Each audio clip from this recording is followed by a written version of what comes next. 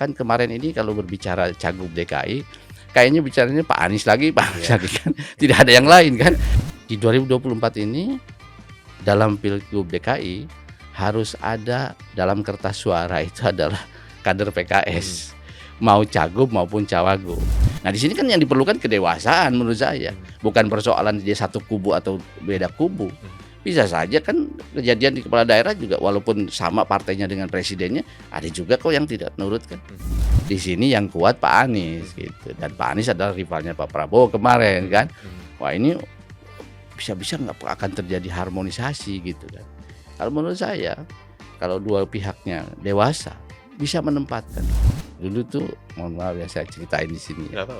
Itu Ibu Mega itu harga mati tuh, tidak dengan PKS itu. Kan dulu sampai ada kejadian di satu kota PKS dengan PDIP di tingkat kota sampai ke tingkat provinsi itu udah setuju koalisi PKS dengan begitu di DPP PDIP. Di PKS-nya di ACC oleh PKS dengan PDIP sampai DPP kita setujui, tapi di Ibu Mega coret. Bahkan kami dengar akhirnya si ketua DPC di kota itu kena skorsing juga. Itu sekeras itu di awal-awal tahun 2000. Kesini mengalami relaksasi.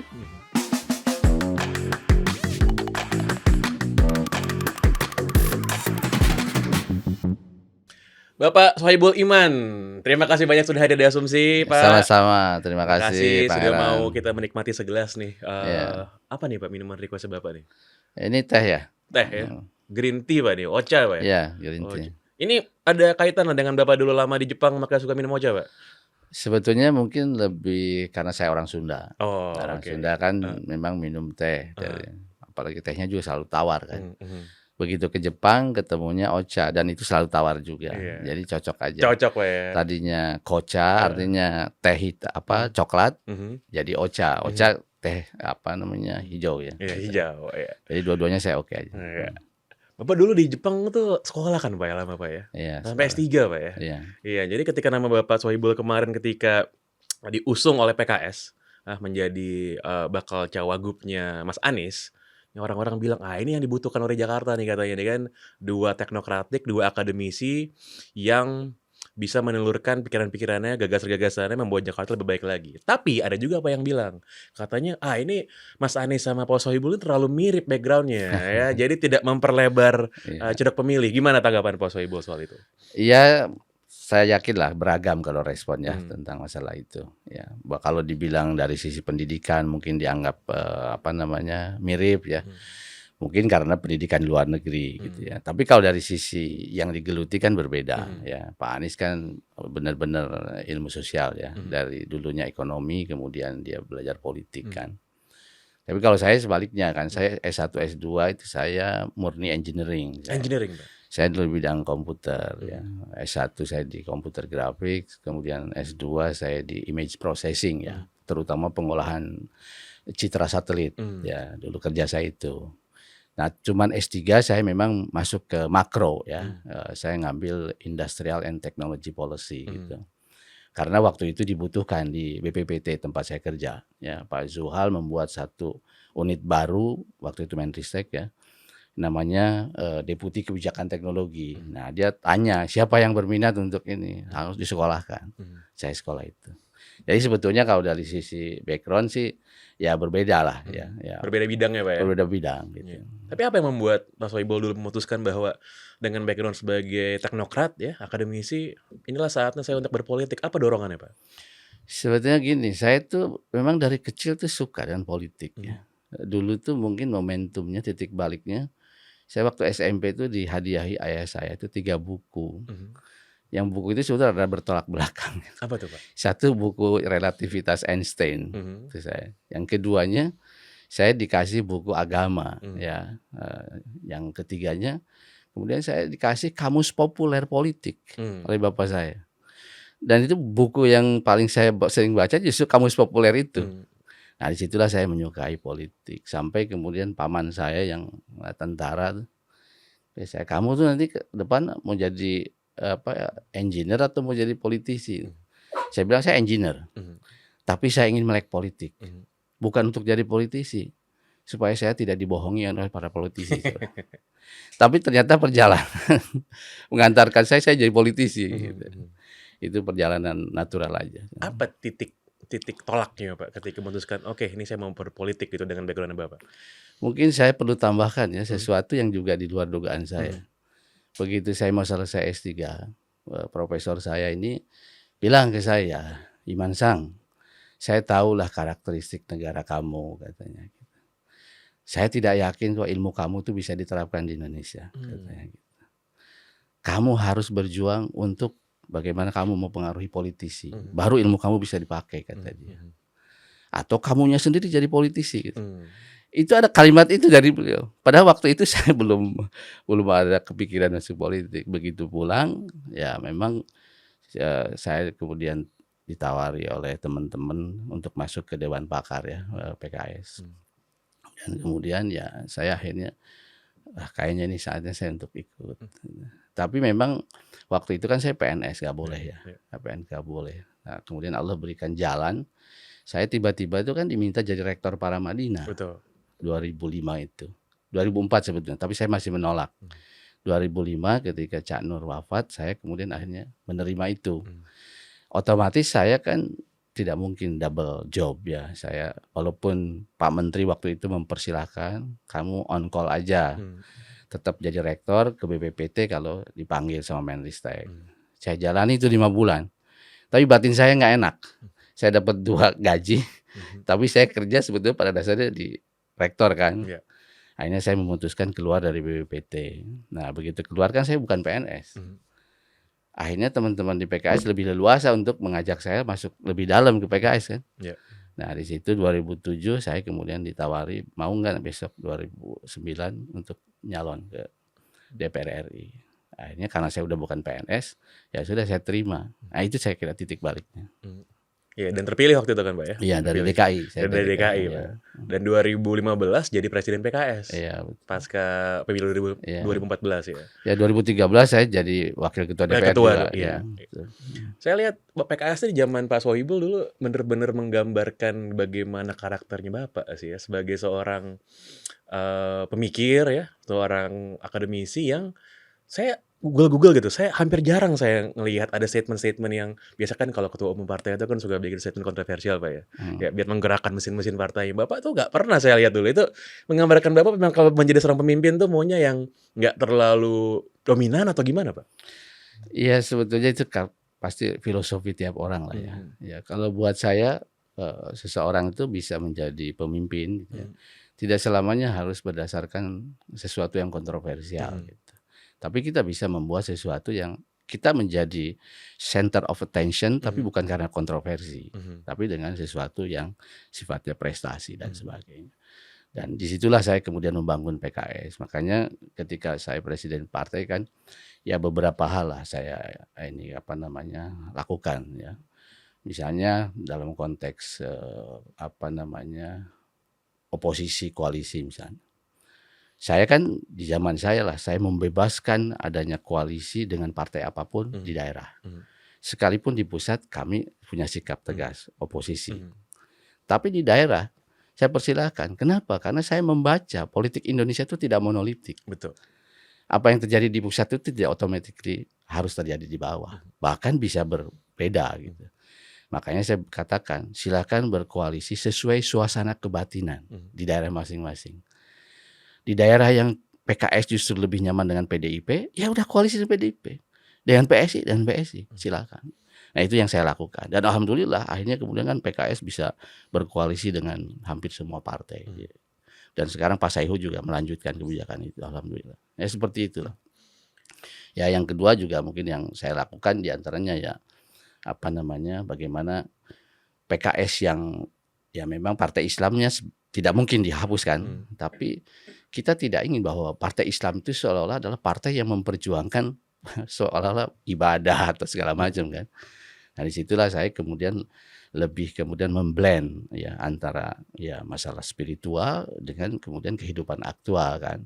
Makanya kurikulum kaderisasi pun saya coba adakan perbaikan-perbaikan. Bahkan termasuk juga kan himne dan mars PKS kan itu kita ubah ya dan kebetulan yang ini mengubahnya juga saya dengan Kang Dwiki Darmawan gitu. Nah, hal seperti itu saya kira. Jadi ke arah substantif ya. Jadi sekalipun saya tidak membuat kontroversi, tapi saya yakin ketika kita berbuat sesuatu yang baik pasti ada dampaknya. Tadi Bapak nyinggung soal bagaimana dinamisnya politik Indonesia ya, Hmm. bahwa koalisi nasional itu tidak selalu sama dengan koalisi Hmm. di daerah gitu. Apakah tren yang sama juga masih akan terjadi di tahun 2024 ini Pak menurut Bapak? Dan dalam konteks DKI kita bicara bahwa kan PKS mengajukan nama Mas Anies dan Bapak sebagai Cagup dan Bacawagup itu kan PKS kursinya nggak cukup Pak ya buat maju Ya. sendiri Pak, sehingga harus berkoalisi dengan yang lain. Nah sedangkan yang tersedia untuk berkoalisi kalau kita mau ngitung koalisi kemarin pada waktu Pilpres itu kan hanya sedikit sekali sebenarnya Ya. yang tersedia. Gimana Bapak melihat landscape politiknya sekarang? Ya saya kira kalau masalah tadi bahwa politik Indonesia tidak monolitik, menurut saya akan selamanya di Indonesia ini. Ya, jadi tidak akan bisa apa yang terjadi di pusat itu mendikte apa yang di daerah. Nggak akan berubah sekarang Akan Pak ya? berubah menurut saya. Karena itu kayaknya sudah khas masyarakat kita seperti itu. Nah terkait dengan pertanyaan Pangeran tadi masalah di DKI misalnya contoh, ya tentu kami juga menyadari tentang masalah itu ya, bahwa kita tidak berada dalam kemewahan untuk menentukan ya karena memang kurang dari 20% kan. Nah kemudian di sisi lain juga yang kemungkinan bisa berkoalisi dengan kita ya juga terbatas ya kan. Nah di sini tentu kita juga harus ya realistis dan kemudian mampu membangun komunikasi. Ya. Nah memang di dalam keputusan Dewan Pimpinan Tingkat Pusat PKS ketika melaunch Aman ini ya, Anies sama Sohibul Iman ini, memang kita juga menekankan bahwa fokus koalisi kita adalah koalisi yang kemarin di Pilpres ya, yaitu dalam hal ini dengan Nasdem dengan PKB. Gitu. Tetapi tentu kita juga sadar kan bahwa walaupun di Pilpres kita bersama-sama, sekarang masing-masing partai juga punya pilihan sendiri-sendiri gitu ya. Jadi belum tentu juga kita akan bersama-sama dengan Nasdem atau PKB ya, karena ini masih dalam ikhtiar. Nah disitulah menurut saya kembali bahwa meluaskan kemungkinan untuk berkoalisi dengan partai lain itu harus selalu tersedia. Makanya dengan PDIP pun kita siap untuk berkoalisi. Karena juga PDIP pun dalam posisi yang sama sebetulnya. Betul. Tidak bisa mencalonkan sendiri. Pilihannya juga terbatas, ya kan? Saya kira. Nah, disinilah komunikasi itulah yang akan menjembatani. Mudah-mudahan itu terjadi. Kalau main catur, Pak, saya lihat nih langkahnya PKS mengusung Aman duluan nih, Pak ya. Itu jauh-jauh hari udah duluan. Itu langkah gambit yang memaksa semua elemen lain itu untuk bergerak mendekati PKS, Pak. Ya. Karena kenapa? Saya kemarin lihat Mas Kaisang ketemu kan sama PKS. PDI Perjuangan juga di media ngomonginnya beberapa kali ngomongin PKS gitu Pak. Jadi ini bargaining chipsnya PKS gede banget nih sekarang dengan Aman ini Pak. Apa sih sebenarnya yang dituju? Apakah memang Aman ini adalah harga mati atau ada yang bisa dinegosiasikan di situ Pak? Ya kita sih berterima kasih ya kalau bahwa responnya positif dari masyarakat. Gitu. Ya sebetulnya kita dengan kalau saya sering jelaskan ya keputusan utuh dari DPTP itu ya Mas Pangeran ya. Jadi pertama PKS ini kan sebetulnya sejak 2004 boleh dikatakan dominan di DKI ya walaupun nomor satunya ya 2004 sampai 2024. Tapi PKS tidak pernah lepas dari 3 besar kan di DKI. Nah inilah yang kemudian pimpinan mengatakan bahwa kalau seperti itu di legislatifnya, kenapa kita tidak kemudian di eksekutifnya juga bermain di situ? Nah makanya keputusan pertama adalah di 2024 ini dalam Pilgub DKI harus ada dalam kertas suara itu adalah kader PKS, mau cagup maupun cawagup. Gitu. Keputusannya itu ya supaya kita ya kan legislatif kita menang itu kan berarti kepercayaan masyarakat kan. Kepercayaan ini harus kita lanjutkan di eksekutif gitu. Itu satu. Yang kedua, tapi kita juga tahu realitas politiknya kan. Pak Anies ini kan dominan sekali ya bagaimanapun gitu ya. Soal bahasanya Bang Surya Paloh kan itu capek tuh orang kalau nggak mau ngelawan Anies di DKI gitu kan. Nah, karena itu putusan kedua dari PKS itu adalah melihat aspirasi masyarakat, umat dan juga realitas politik, maka PKS memutuskan untuk memasangkan Anies dengan kader PKS gitu. Nah ini kan bentuk di satu sisi PKS ingin tampil melanjutkan kepercayaan publik di legislatif, tetapi juga kita realistis, makanya kita ambil nomor 2 gitu seperti itu. Nah itulah yang sebetulnya kita harapkan bahwa kemudian dampaknya dari itu, yang lain, memang kami dari awal juga sudah ada sebetulnya bayangan ya bahwa kan kemarin ini kalau berbicara Cagup DKI kayaknya bicaranya Pak Anies lagi, Pak Anies Iya. lagi kan. Tidak ada yang lain kan. Iya. Bahkan istilahnya itu PKS sebagai yang kebetulan sekarang pemenang itu kayaknya nggak masuk tuh kadernya tuh kan gitu. Tapi dengan kita melontarkan itu kan mulai kan muncul gitu. Memang itu kita harapkan. Tapi lebih dari itu bahwa kemudian teman-teman menjadi attracted gitu kepada kita untuk datang, ya itu alhamdulillah lah, terima kasih. Nah, saya mau minta komentar Bapak nih, ada tanggapan beberapa orang ya soal pasangan Aman ini. Nah, menurut Wasekjen PKB nih, Mas Syaiful Huda bilang, nah kalau duet Aman ini, Sani Sohibul ini tidak memperbesar ceruk suara, Pak, karena pangsa pasarnya sama nih kan, suara Ya. PKS dan sama suara Islam konservatif. Ya. Gimana tanggapan Bapak? Saya kira sah-sah saja orang berpendapat seperti itu ya. Tapi kalau kami juga kan punya kalkulasi. Kami itu tidak melihat ya, kalau Pangeran pelajari, Pak Anies itu sebetulnya kan hanya akar sosialnya saja dia sebagai dari kelompok Islam gitu. Tapi kalau lihat kiprahnya kan Pak Anies itu lebih dekat-dekat ke nasionalis lah, kalau Betul. kita mau buat pembelahan Iya. Islamis sama Iya. nasionalis Iya. kan. Iya.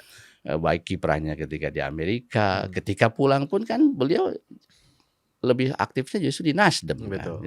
kan, Nah, sehingga sebetulnya Pak Anies itu menurut saya tidak setuju sepenuhnya bahwa kalau Pak Anies itu ya sama aja dengan PKS. Tidak, menurut saya. Bahkan ketika Pak Anies ikut dalam gerbong Pak Jokowi 2014, kan mungkin kalau mengikuti kan bagaimana persepsi publik tentang Anies itu kan sebagai seorang yang liberal dan sebagainya kan. Walaupun kan kemudian dia apalagi ditambah dia rektor Paramadina. Cuman Pak Anies kan bisa ngeles. Kalau Paramadina itu liberal, Pak Soebul Iman juga liberal karena dia rektor duluan dari saya. Nah, saya pengen nanya itu tuh, Pak. Gimana bisa Mas Anies citra liberal, Bapak nggak pernah dianggap liberal di Paramadina, Pak? Iya, nanti kita ini. Gitu. Nah, karena itu menurut saya sangat yakin, apalagi dengan pengalaman Pak Anies 5 tahun di DKI yang sudah terbukti menunjukkan approval rating kepada beliau ini kan sangat luas ininya. Nah, jadi kalau menurut saya ya, tidak ada masalah penilaian itu. Bahkan mungkin kalau mau saya komparasikan, sebetulnya antara Anies Sandi dengan Anies Sohibul Iman kan mirip juga. Sandi itu kalau bahasa saya kan santri postmodernisme. Dulu kan saya sampaikan gitu ketika pasangan itu, santri postmodernisme. Jadi sebetulnya Anies Sandi juga sebetulnya kalau mau santri-santri itu sama. Sama ya, Pak? Iya gitu. Nah, seperti itu saya kira. Nah, ada juga ini, Pak, komentar yang nganggep bahwa kalau duet Aman ini, Anies Sohibul ini katanya berpotensi mengulang politik identitas seperti 2017. Saya kira itu persepsi saja ya. Tadi saya kira benar Mas Pangeran ya. Saya berani bertaruh ketika 2017 kan saya presiden partai. Buktikan ada statement saya yang mengarah ke sana. Silakan. Jadi sebetulnya itu adalah engineer semua. Sesuatu yang sangat direkayasa. Framing menurut Bapak? Iya, framing gitu. Direkayasa, di framing gitu. Silakan aja buktikan. Saya berani bertaruh kalau ada statement saya yang mengarah kepada politik identitas, tunjukkan pada saya. Itulah pribadi saya. Nah, ini Pak, tadi yang pertanyaan sempat saya lontarkan nih. Bapak sama Mas Anies sama-sama rektor Paramadina nih, walaupun berbeda masa ya, tapi ya gitu Pak, image-nya Mas Anies sempat dikaitkan liberal, kok Bapak bisa nggak dikaitkan dengan liberal walaupun di Paramadina, Pak? Sebetulnya tadi karena memang saya bukan man of controversial gitu ya. Jadi sebetulnya kontroversi itu ada di internal PKS terjadi, Mas Pangeran. Jadi ketika saya jadi rektor itu dari pelosok Indonesia kader PKS ngirim ke saya, sejak kapan Sohibul Iman jadi liberal? Dari kader-kader PKS. Ya, tapi saya tidak pernah memperdulikan itu. Saya tetap aja bekerja dan saya membangun Paramadina gitu. Dan disitulah memang ketika kami mengelola Paramadina ya sebagaimana yang diinginkan oleh Cak Nur sebagai kampus inklusif, saya tetap jalankan apa yang dilakukan oleh Cak Nur. Tapi ada hal-hal yang sangat mispersepsi di publik, mislead ya. Seolah-olah Universitas Paramadina itu adalah lembaga yang suka menikah-nikahkan beda agama misalnya. Nah, ini yang saya kemudian jelaskan ke publik. Tidak ada kaitan sama sekali Universitas Paramadina itu dengan prosesi pernikahan karena bukan lembaganya. Saya kan pernah juga Mas Pangeran melihat bahwa dulu itu yang membangun Paramadina itu kan diantaranya yang aktif itu kan Pak Quraish Shihab kan, Quraish Shihab. Saya datangin beliau untuk beliau ya maulah membantu saya sebagai rektor sana. Beliau sempat menyampaikan saya mau lagi ke sana asal isu tentang pernikahan beda agama itu tidak ada. Hmm. Saya kemudian jelaskan kepada beliau, saya katakan, "Pak Quraisy Shihab, itu adalah oknum tertentu yang mengatasnamakan Yayasan Wakaf Para Madinah. Hmm. Di kampus tuh clear tidak ada apa-apa." Hmm. Gitu. Nah di situ beliau bilang, "Oh, kalau gitu saya siap membantu Anda," karena gitu. Jadi seperti itu. Ya. Jadi alhamdulillah ya buat saya tadi label liberal tidak ada. Karena ya menurut saya memang Islam sebetulnya harus inklusif begitu, tapi juga jangan sampai kemudian tadi melampaui batas-batas yang dibenarkan oleh agama. Kita minum dulu Pak Ocanya Pak. Oke, Benyantai, ya, Pak. terima kasih. Bapak hobinya apa Pak? Kalau boleh tahu Pak? Hobi dalam pengertian apa? Kalau olahraga saya sekarang ya jogging aja. Jogging aja. Sebelumnya sih baik ya, Hmm. tapi patah tulang nih 2 tahun lalu. Oh sempat jatuh Pak? Jatuh saya ini patah di operasi. Kalau ada waktu kosong selain olahraga ngapain Pak? Saya olahraga. Selain olahraga. Ya paling ya searching nyari informasi. Ya, Oh belajar terus Pak ya? Ya iyalah itu iya. mah wajib. Nah banyak orang yang Never bilang gini Pak, kalau kita ngomongin partai Bapak nih, PKS kan. Ini partai yang memang jelas partai Islam Pak ya. Ya, tapi di organisir dengan mengedepankan ya sangat-sangat modern gitu. Orang-orang yang punya background yang oke, yang pinter-pinter pada dimasukin semua lah Pak, ya, diberikan tempat gitu. Nah terlepas dari apa warna politiknya Pak, Bapak menganggap PKS itu partai politik yang modern nggak sih? Yang harusnya memang partai politik itu kayak gitu atau bisa lebih sempurna lagi menurut Bapak? Ya kami sih tidak ingin menilai diri sendiri, terserahlah yang lain. Tapi kita berikhtiar ya bahwa partai politik ya memang harus dikelola secara modern gitu. Karena kan partai politik ini sebetulnya kan agregasi dari berbagai hal gitu ya. Agregasi dari kepentingan publik, agregasi dari ideologi dan sebagainya. Ketika berbicara agregasi itu kan berarti kan beragam kan. Mengelola keragaman itu tidak mungkin kalau tidak pakai cara-cara modern gitu. Ya, kalau dengan cara-cara yang tidak modern ya chaos yang adanya. Karena itu kita kelola secara modern gitu. Nah, pasca dengan Pilpres 2024 ini Pak ya, lalu melihat bagaimana situasi politik nasional kita sekarang dengan berbagai macam dinamikanya lah kalau saya bisa bilang gitu ya. Banyak orang yang mempertanyakan kan sebenarnya kan demokrasi Indonesia ini masa depannya gimana sih gitu ya. Karena ada yang bilang wah itu berada dalam bahaya apa yang kita sudah raih pasca reformasi ini mungkin bisa di reverse gitu Pak ya, bisa balik lagi gitu. Menurut Bapak kita berada dalam situasi di perkembangan demokrasi Indonesia yang masih sehat atau justru dalam posisi yang alert nih Pak, butuh untuk dibenahi, mengkhawatirkan? Kalau menurut saya gini, satu hal yang perlu kita sesali gitu ya, bahwa sejak reformasi kita ingin mengalami namanya konsolidasi demokrasi kan. Kan pematakan demokrasi itu adalah kalau kita melakukan konsolidasi kan. Nah ini kita prolong gitu, berkepanjangan sekali gitu. Itu kan udah 25 tahun. Nggak kelar-kelar Pak ya? Kelar-kelar Pak. Kita selalu dalam posisi transisi demokrasi.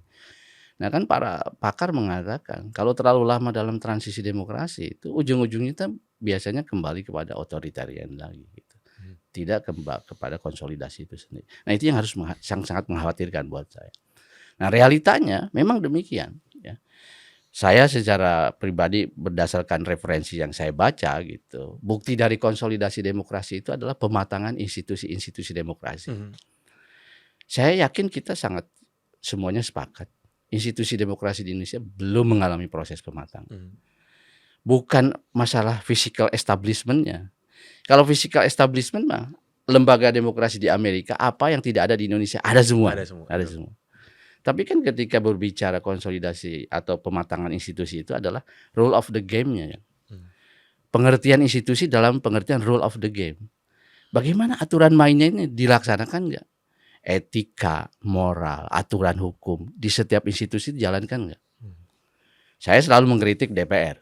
Saya kata, DPR itu kalau lihat code of conduct-nya luar biasa. Tapi tidak dilaksanakan. Nah, ketika itu tidak dilaksanakan, berarti etika tidak ditaati, hukum juga tidak ditaati, akan pembusukan. Dan ini bukan terjadi di legislatif saja, eksekutif juga terjadi. Bahkan sekarang yang lebih ini adalah yudikatif pun seperti itu. Nah inilah yang menurut saya yang sangat mengkhawatirkan. Nah tentu kita harus cari akar masalahnya nih seperti apa. Nah saya kan nulis buku juga ya, kebetulan namanya Masa Depan Demokrasi Kita. Sampai dalam pengamatan saya, Mas Pangeran, Itu ada 4 penyakit kronis yang sekarang ada di dalam politik 4 Indonesia. penyakit kronis. Yang pertama itu adalah cost politik yang mahal. Itu high cost politik. Ini dampaknya besar sekali. Orang-orang yang punya kredibilitas, punya integritas, dia tidak bisa masuk dalam pusaran kekuasaan karena dia tidak punya isi tas. Tidak punya isi tas. Sekarang beberapa orang yang pintar, berintegritas, ketika kita tanya, mau nggak nyalon? Waduh, saya tahu nggak punya uang. Dan berarti ini kerugian buat masyarakat. Masyarakat tidak punya pilihan orang-orang berintegritas dan berkapasitas untuk masuk dalam lingkaran kekuasaan. Ini sedang terjadi di kita. Ya, Mas Mat pernah nyalon atau belum kan? Belum. Tahu itu. Wah, itu mahalnya kan luar biasa. Gitu. Yang kedua, ya oligarki politik. Nah, ini sebab dari yang pertama. Karena memang mahal, muncullah pemodal-pemodal. Dan pemodal-pemodal ini kemudian membentuk semacam oligarki. Yang kemudian akhirnya mereka lah yang menentukan politik Indonesia ini. Sesuai dengan kepentingan mereka. Yang tentu basisnya adalah ya kapital gitu ya, kepentingan-kepentingan pemodal gitu. Ini makin memperparah. Sehingga independensi para politisi itu berat sekarang ini. Nah, yang ketiga, apa yang saya sebut sebagai interlocking politik. Adanya saling mengunci di antara para pelaku politik, karena juga ada peran oligarki itu. Sehingga tidak pada independen, sehingga saling ada kesalahan itu saling ditutupi dan sebagainya kan, seperti interlocking ini membahayakan. Publik akhirnya tidak mendapatkan apa yang sebenarnya terjadi karena saling tutupi di antara mereka itu. Nah, yang terakhir yang terjadi adalah involutive politik. Politik yang berputar-putar pada aktor-aktor itu saja. Ya, kemudian juga pada isu-isu itu saja, tidak memberikan spillover effect kepada kesejahteraan masyarakat. Jadi gaduhnya politik Indonesia itu tidak menyebabkan luar biasanya kesejahteraan masyarakat. Akhirnya yang sejahtera yang gaduh-gaduh ini aja. Yang itu nggak dapat. Namun saya 4 penyakit ini sebetulnya yang harus kita. Dari mana mulainya? Menurut saya murahkan biaya politik. Sehingga orang berintegritas, berkapasitas, punya kesempatan masuk pada putaran kepemimpinan nasional. Ya, dan kalau menggunakan biaya politik itu kan salah satu porosnya tentu saja adalah partai politik, Pak ya. Betul. Nah, karena itu menurut saya kita sekarang jangan kemudian seperti pendapat para LSM dulu. Haram 1 sen APBN masuk ke partai politik. Enggak menurut saya. Partai politik harus dibiayai. Dan enggak besar. Saya yakin tidak akan lebih dari 2% APBN bisa membiayai dan memurahkan biaya politik. Kalau sudah biaya politik murah, semua orang bisa berpartisipasi dalam politik. Saya kasih contoh misalnya di Jepang ya. Di Jepang itu, di sana kan boleh independen jadi anggota DPR RI kan. Itu murah sekali. Kalau seseorang ingin nyalon jadi anggota DPR RI, dia nyimpen deposit uang. Dulu ketika saya di sana 3 juta yen. Tapi kemarin saya ngobrol dengan wakil duta besar Jepang, kata dia enggak, cuma 2 juta yen katanya. 2 juta yen berapa kan? 200 juta rupiah. Murah sekali. Negara semakmur Jepang untuk masuk jadi calon cuma butuh 200 juta rupiah sebagai deposit. Di kita 200 juta apa? Uang apa? Kecil banget di kita. Baru jadi baliho itu, Pak. Baru jadi baliho. Nah, begitu dia kemudian udah deposit, dia dapat certificate of eligibility kan. Dia eligible untuk maju kan. Nah. Terus berikutnya apa? Biaya kampanyenya apa? Hampir tidak ada biaya kampanye. Modalnya cuma 2, Pangeran, di sana itu. 1 adalah toa, ini untuk ngomong. Yang kedua adalah kursi lipat. Dia tinggal bawa toa sama kursi lipat ke stasiun-stasiun tempat orang berkerumun. Di stasiun kereta dia buka tuh kursi lipatnya, dia berdiri di atasnya. Saya Pangeran Shihan, saya calon anggota DPR pusat dari Dapil Tokyo misalnya gitu. Kalau saya jadi, saya akan begini. Ketika omongan kita menarik, berkerumun orang. Terjadi dialog. Begitu kitanya tidak berkualitas, gak ada yang berkerumun, tahu diri, lipat lagi tuh kursi, pindah stasiun. Sangat murah. Sehingga orang yang tadi tidak punya isi tas pun, asal punya gagasan, punya integritas, dia bisa masuk dalam pusaran kepemimpinan nasional. Nah, cita-cita saya adalah bagaimana Indonesia itu seperti itu. Sehingga semua warga negara Indonesia dengan status sosial apapun bisa berkesempatan untuk jadi pemimpin nasional. Kalau orang yang ini Pak ya, kalau orang yang skeptis akan berkomentar gini Pak, ya kan untuk bisa itu partai politik kan perlu modern, perlu reformasi gitu. Regulasinya juga perlu dibenahi. Regulasi peraturan yang bikin adalah pemerintah dan DPR gitu. Tapi pemerintah dan DPR isinya partai politik, Ya. ya kan. Mana mungkin orang-orang yang berada dalam partai politik gitu mau menelurkan sebuah kebijakan yang sebenarnya merugikan diri mereka sendiri kan jadi kayak sebuah lingkaran setan gitu Pak ya. Iya. Muter-muter terus Pak. Ya kalau kita berpikir pesimis begitu Iya. ya. Tapi menurut saya kita juga harus tetap optimis lah ya, bahwa di setiap partai politik itu pasti ada island of integrity-nya. Sekelompok orang yang punya integritas lah ya, pasti.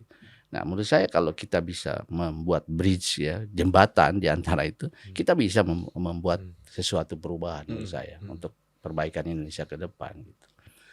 Nah, memang sekarang ini mau tidak mau kalau menurut saya tadi yang pertama tuh harus dimurahkan dulu biaya politik. Supaya juga tadi orang berintegritas itu semakin banyak yang masuk gitu.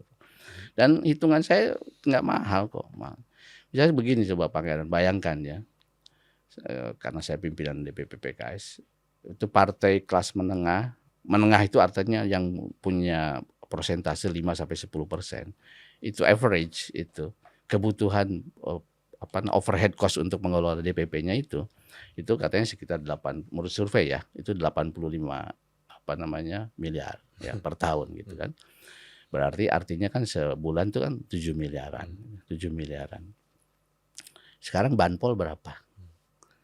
Banpol itu adalah bantuan dari pemerintah, satu suara Rp1.000. PKS dapat 12,5 juta misalnya. Kan 12 miliar. Setahun kebutuhan 85. Gimana cara nutupnya? Kan itu nggak make sense gitu. Nah, ini harusnya dibiayai oleh pemerintah supaya partai ini ya tadi dia tidak berpikir untuk mencari hal-hal yang ya di luar dari nggak sibuk ketentuan. dengan urusan yang nggak ada hubungannya. Iya, betul gitu. Nah, tentu nanti dalam governance-nya harus ada, begitu sudah dikasih juga untuk pengelolaan partainya tapi dia masih misalnya anggota DPR-nya pada korupsi gitu. Ya kita bikin aturan, kasih punishment ya. Kalau sampai misalnya melanggar 3 kali, diskualifikasi saja partai itu. Itu sebenarnya bisa kita lakukan kalau kita punya niat. Nah, inilah menurut saya yang ya orang-orang yang berintegritas dan sebagainya punya idealisme ini ya harus kemudian berjuang ke arah sana. Pak, baik lagi soal DKI Pak ya. 1-2 minggu lalu kira-kira tuh ada ya teman kita juga lah Pak ya, datang ke sini ngobrol juga Pak di segelas gitu. Terus teman kita ini ngomong satu hal yang menarik. Itu kalau gubernur itu janganlah gubernur apalagi gubernur DKI itu bertentangan dengan pemerintah pusat katanya gitu Pak ya. Janganlah gimana ceritanya presiden sama gubernur gitu itu bisa nggak selaras gitu ya, bisa nggak selaras. Malah gubernurnya ngelawan-lawan presiden Tar. Nah, ini saya melihat nih kawan kita ini sebenarnya lagi ngarahin ke Mas Anies sama Pak Sohibul sebenarnya nih kalau kita lihat nih gitu. Sebenarnya dinamika ini gimana sih Pak? Gimana sih interaksi antara sebenarnya kan gubernur itu adalah perpanjangan dari pemerintah pusat Pak ya, dari presiden sesuai dengan undang-undang. Tapi ada yang bilang juga iya kalau gubernur DKI ini sebuah kantor publik yang sangat-sangat politis ya. Karena semua orang lihat ke DKI dan ujung-ujungnya siapapun yang jadi gubernur DKI itu bisa punya platform politik nasional yang luar biasa sekali Pak. Sehingga saya melihat ada kecenderungan jangan sampai yang jadi gubernur DKI ini berlawanan atau berada di luar pemerintahan dari koalisi pemerintah yang akan datang Pak. Gimana menurut Bapak? Ya sebetulnya kalau logika linear itu kita pakai juga berlaku buat wali kota dan juga bupati dong. Bupati wali kota itu kepanjangan tangan dari gubernur. Kan seperti sekarang sering dikeluhkan. Gubernur mau mengundang wali kota bupati banyak yang tidak hadir. Betul. Nah kan yang sama berarti kan pemerintah pusat mengundang gubernur juga begitu kan. Nah kalau kita memang mau menggunakan logika itu dan secara konsekuen ya nggak perlu lagi ada otonomi menurut saya gitu. Tapi kan kita sejak reformasi berkehendak ada otonomi. Betul. Artinya kita tuh punya keinginan di satu sisi para kepala daerah ini adalah kepanjangan tangan pusat ya. Tapi di sisi lain juga kepala daerah ini punya kewenangan yang diberikan secara otonom untuk mengelola wilayahnya gitu. Nah kan berarti persoalannya di sini menjaga keseimbangan. Keseimbangan si kepala daerah ini sebagai kepanjangan tangan pusat dan keseimbangan dia sebagai agregator aspirasi masyarakat kan, seperti itu. Nah di sini kan yang diperlukan kedewasaan menurut saya, bukan persoalan dia satu kubu atau beda kubu. Bisa saja kan kejadian di kepala daerah juga walaupun sama partainya dengan presidennya, ada juga kok yang tidak nurut kan. Jadi menurut saya pikiran linier itu tidak selalu harus diterjemahkan seperti itu. Yang dipentingkan adalah kedewasaan setiap pemimpin pada setiap levelnya, menurut saya begitu. Nah, memang dalam konteks DKI menurut saya tendensius kalau itu karena konteks DKI ini di satu sisi memang DKI itu kan sebetulnya RI 3 kan. Bahkan kalau saya baca tuh pemberitaan tentang gubernur DKI itu bisa kadang-kadang melampaui pemberitaan RI 1 gitu kan. Nah, kemudian di sisi yang lain juga ada kenyataan di sini yang kuat Pak Anies gitu, dan Pak Anies adalah rivalnya Pak Prabowo kemarin kan. Wah ini bisa-bisa nggak akan terjadi harmonisasi gitu kan. Kalau menurut saya kalau dua pihaknya dewasa bisa menempatkan kapan dia sebagai kepanjangan tangan pemerintah pusat dan kapan dia sebagai pemimpin wilayahnya, agregator dari aspirasi publik itu. Menurut saya begitu.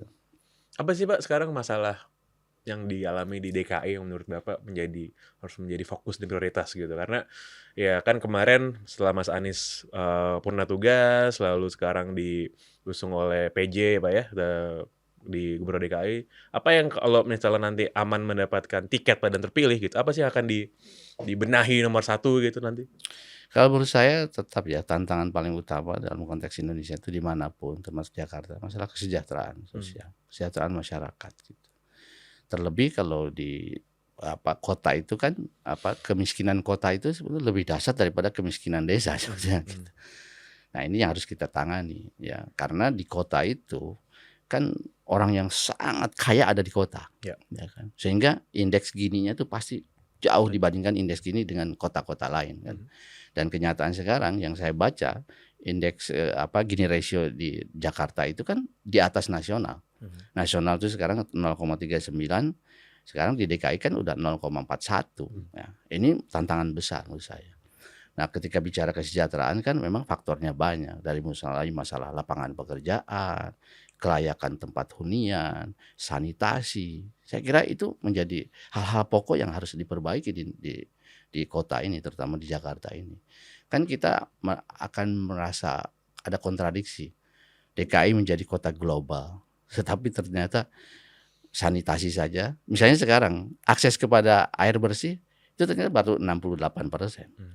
Artinya ada 32% orang yang tidak bisa akses kepada air bersih. Bayangkan di kota dengan gedung gemerlap begitu ternyata ada orang separah itu.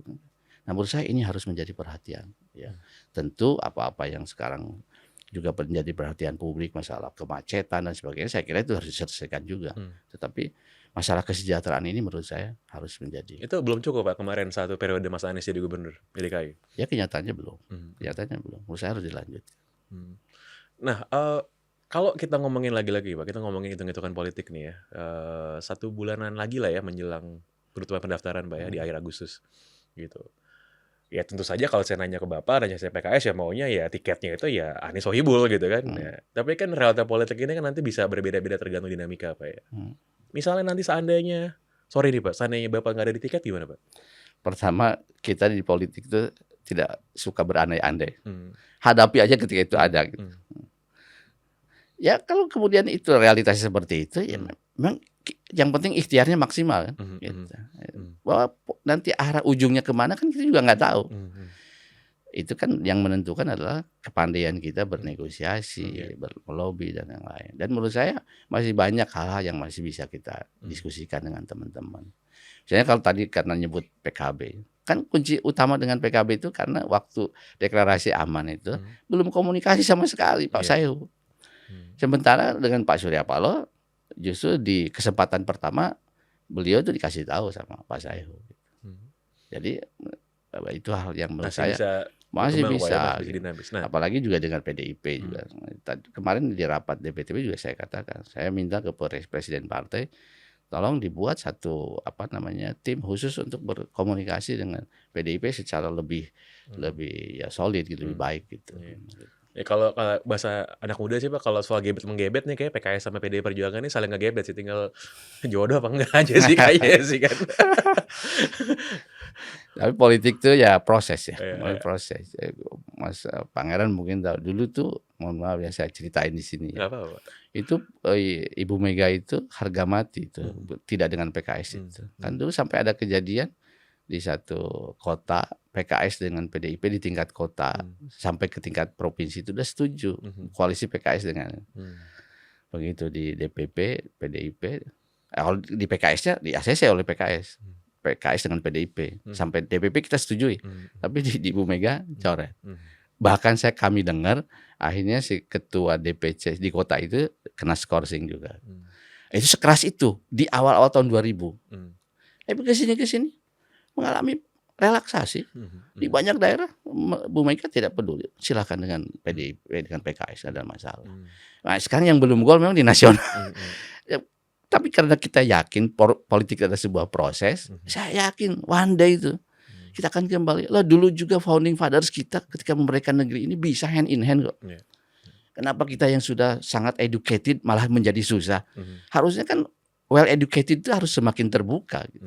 Saya yakin kok bahwa politik kita akan menuju ke bahagia itu. Tapi kalau secara nasional PKS berada di luar pemerintahan ya Pak? Nanti di pemerintahannya Pak Prabowo? Belum ada keputusan. Belum ada keputusan. Karena PKS sih jago banget Pak mainin emosi warga Pak, menurut saya Pak. Iya Pak, awalnya wah kita berada di luar pemerintahan gitu kan. Lalu tiba-tiba katanya nggak mau mengusung cagup DKI itu harus kader gitu kan. Wah ini udah belok nih, tiba-tiba aman deklarasi gitu kan. Wah udah nih ada di luar pemerintahan, tiba-tiba ketemu Mas Kaisang balik lagi. Orang tuh teraduk-aduk gitu perasaannya Pak. Jago banget PKS Pak. Ya sebetulnya begini aja, sebetulnya publik harus siap juga. Di politik memang begitu, bukan hanya PKS, yang lain. Justru kalau yang begitu tuh PKS jadi masalah. Partai lain begitu tidak ada masalah. Gitu. Itu yang harus dipahami. Gitu. Iya. Jadi masih nunggu Pak ya, belum ada keputusan belum apakah ada berada keputusan. di. Cuman PKS itu kan sangat identik dengan ya kalau kita mau pakai istilah politik yang sederhana ya oposisi gitu Pak ya. Ya.